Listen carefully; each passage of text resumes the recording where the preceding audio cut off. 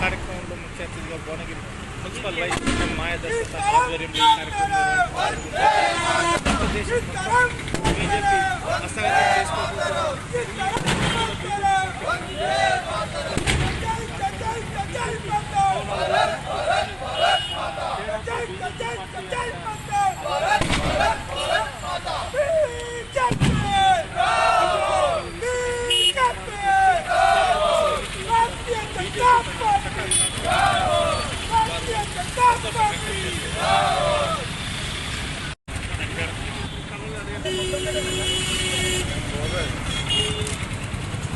అది ఇంక చూడకూరా అన్న, మీరు తినిపియండి అన్న, తినిపియండి మొత్తం.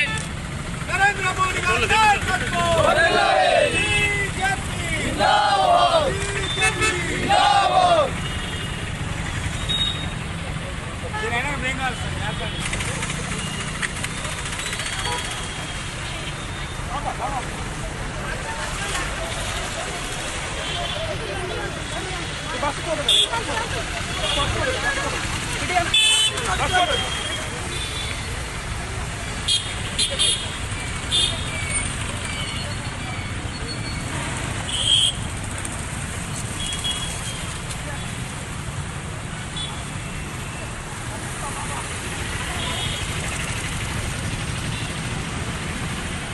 మహారాష్ట్రలో మొన్న జరిగినటువంటి అసెంబ్లీ ఎన్నికల్లో భారతీయ జనతా పార్టీ అత్యధికంగా 200 పైచీలకు స్థానాలు కల్పించినటువంటి మహారాష్ట్ర ప్రజలకు భారతీయ జనతా పార్టీ తరఫున మేము సంతోషం కృతజ్ఞతలు తెలుపుతున్నాము. విశ్వగురు నరేంద్ర మోడీ గారు, ఈ భారత ప్రధాని నరేంద్ర మోడీ గారు చేసినటువంటి అభివృద్ధి కోసం ఈ దేశంలో ఉన్నటువంటి ఎన్నో సాంఘిక సంక్షేమ నరేంద్ర మోడీ గారికి మహారాష్ట్ర ప్రజలు ఆయన బాసటగా నిలిచిరు. ఇప్పటికైనా కాంగ్రెస్ వాళ్ళు కళ్ళుండి కబోతులుగా చేస్తున్నారు.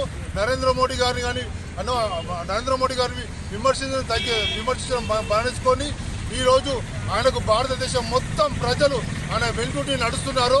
ఖచ్చితంగా రాబోయే కాలంలో ఈ దేశంలో ఉన్న మొత్తం కాంగ్రెస్ పార్టీ పుడుచుకోపోతుంది. భారతదేశంలోని భారతీయ జనతా పార్టీ అన్ని రాష్ట్రాలలో ఖచ్చితంగా విజయం సాధిస్తుందని చెప్పి మరొకసారి మహారాష్ట్ర ప్రజలకు కృతజ్ఞత తెలుపుకుంటున్నాము. ఇప్పుడు జిల్లా ప్రధాన మహేందర్ గారు మాట్లాడారు.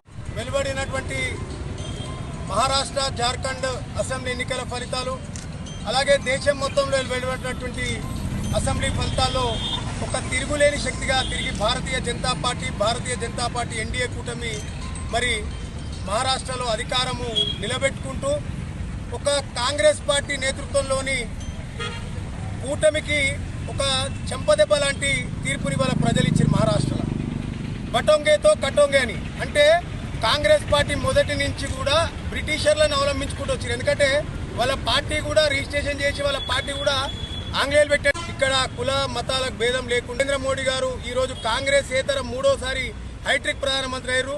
వారి సారథ్యంలో దేశం సురక్షితంగా ఉంటుంది, దేశం భద్రంగా ఉంటుంది, నిరుపేదలకు న్యాయం జరుగుతుంది, అట్టడుగు వర్గాలకు, ఎస్సీలకు, ఎస్టీలకు అందరికీ కూడా న్యాయం జరుగుతుందని ఒక నమ్మకంతో ఈరోజు మహారాష్ట్ర ప్రజలు తీర్పునిచ్చారు. జార్ఖండ్లో ఉన్నదానికంటే ఎక్కువ స్థానాలు సంపాదించడం, అలాగే రాజస్థాన్లో, ఉత్తరప్రదేశ్లో కూడా బై ఎలక్షన్లో కూడా భారతీయ జనతా పార్టీ అనీయంగా మరి తమ స్థానాన్ని నిలబెట్టుకుంటూ ఇంకా అధిక స్థానాలు మేము గెలుచుకోవడం జరిగింది. రానున్న ఎన్నికల్లో ఈ దేశ చరిత్రలో కాంగ్రెస్ కనుమరుగు ఖాయం. ఇవాళ మహారాష్ట్రలో 100కు పైగా సీట్లు పోటీ చేసే 16 పరిమితమయ్యారు, జార్ఖండ్లో 12 పరిమితమయ్యారు, ఉత్తరప్రదేశ్లో పోటీ చేసే క్యాండిడేట్ దాఖలా లేదు. ఇవాళ రాజస్థాన్లో వాళ్ళ పరిస్థితి అందరికీ కూడా తెలుసు. రానున్న రోజుల్లో తిరిగి భారతీయ జనతా పార్టీ ఈ దేశాన్ని ముందుకు తీసుకెళ్లే పార్టీగా ప్రజలు ఆశీర్వదించారు. మహారాష్ట్ర ప్రజలకు అందరికీ కూడా భారతీయ జనతా పార్టీ పక్షాన కృతజ్ఞతలు తెలియజేస్తున్నారు.